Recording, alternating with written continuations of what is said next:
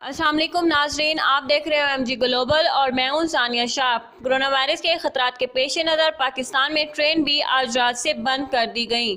اسلام آباد پاکستان ریلوے نے آج رات 12 بجے سے ٹرین آپریشن مکمل طور پر معطل کرنے کا نوٹیفیکیشن جاری کر دیا ہے۔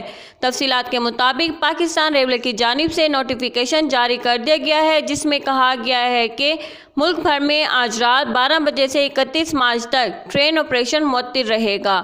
ریلوے کی جانب سے کہا گیا ہے کہ جن لوگوں نے ایڈوانس بکنگ کروا رکھی ہے انہیں مکمل طور پر ری فنڈ کیا جائے گا، تاہم اگر کوئی 31 مارچ کے بعد سفر کرنا چاہتا ہے تو پھر اسے ایکوموڈیٹ کیا جائے گا۔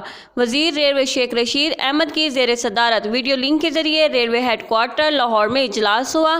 ریلوے افسران نے کرونا وائرس سے متعلق ریلوے آپریشن کی موجودہ صورتحال پر سفارشات پیش کی۔ اجلاس میں چیئرمین ریلوے بورڈ حبیب الرحمان گیلانی اور وزارت کے اعلیٰ افسران نے اسلام آباد سے شرکت کی۔ اجلاس میں ہونے والے فیصلوں سے وزیر ریلوے شیخ رشید عوام کو جلد آگاہ کریں گے۔ یاد رہے کہ پاکستان میں کرونا وائرس کے کیسز کی تعداد 892 ہو گئی ہے، جبکہ اب تک 6 افراد جان کی بازی ہار چکے ہیں اور 6 افراد صحت یاب بھی ہوئے ہیں۔ یہاں یہ امر بھی قابل ذکر ہے کہ پنجاب میں 6 اپریل تک جزوی طور پر لاک ڈاؤن رہے گا، جبکہ دیگر صوبوں میں بھی لاک ڈاؤن کیا گیا ہے۔